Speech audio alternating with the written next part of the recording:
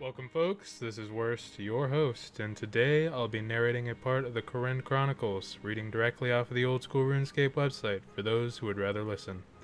Welcome to the Kourend Chronicles, a 6-part series of tales from Kourend's murky past. You can see a full list of all the stories so far on the A Kingdom Divided Roundup in the description below. Please relax and enjoy Kourend Chronicles, Part 4, A Kingdom United.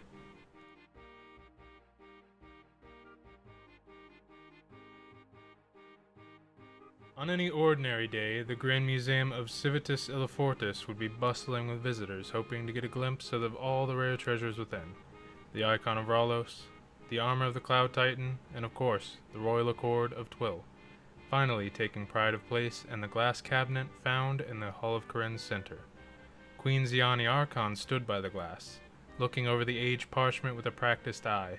The fat, pale snake that habitually hung around her shoulders flicked its tongue and gently bumped its snout against the glass.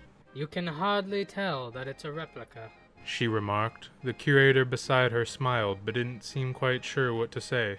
She was too busy eyeing the snake, no doubt hoping it already had its lunch.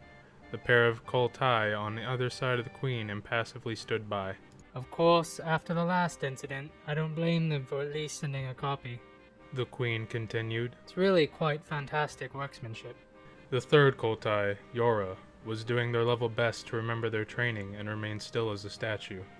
In just under an hour, Yora would meet the High Priest to hand over their predecessor's dagger and cement their place as one of the Koltai. All those years in the army, and all the rigorous training they'd undergone as a Knight of Varlamore, had been building up to this very ceremony.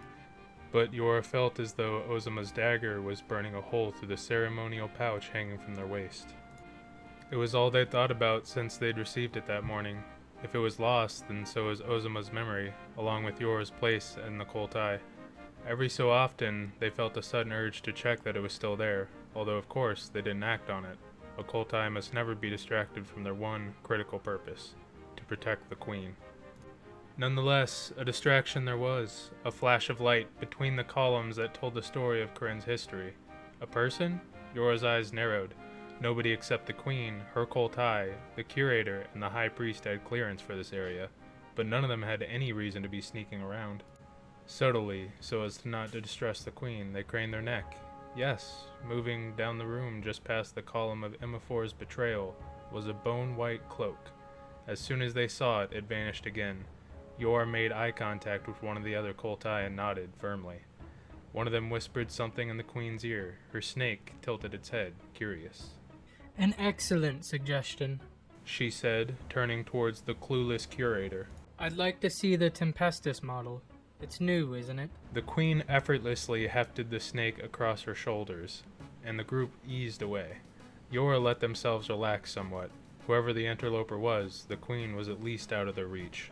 Silently, Yora readied their hosta and advanced down the center of the hall, eyes darting to and fro. Another flash of white?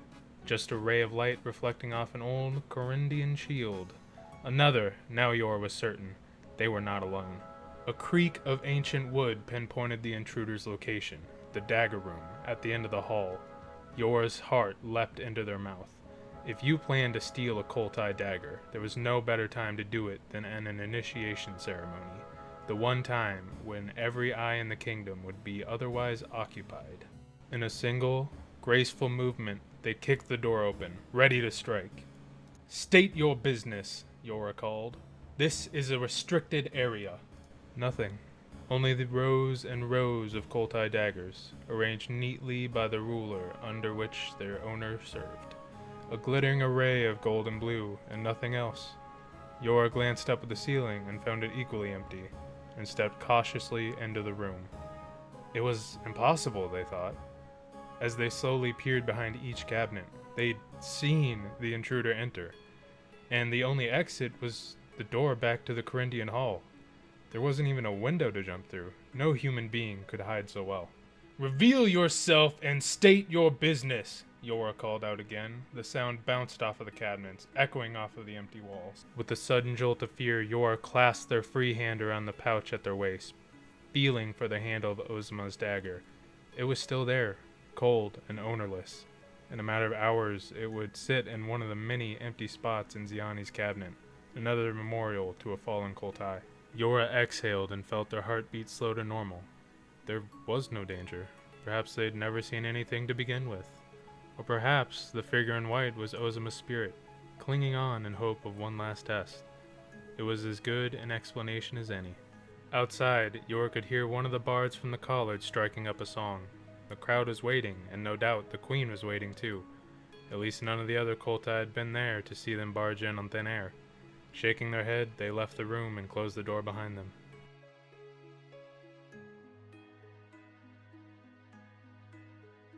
And that's it, folks. Episode 4 of the Kourend Chronicles, A Kingdom United. I hope you enjoyed it, and that you stay tuned for episode 5. Thank you for listening. This has been Worst.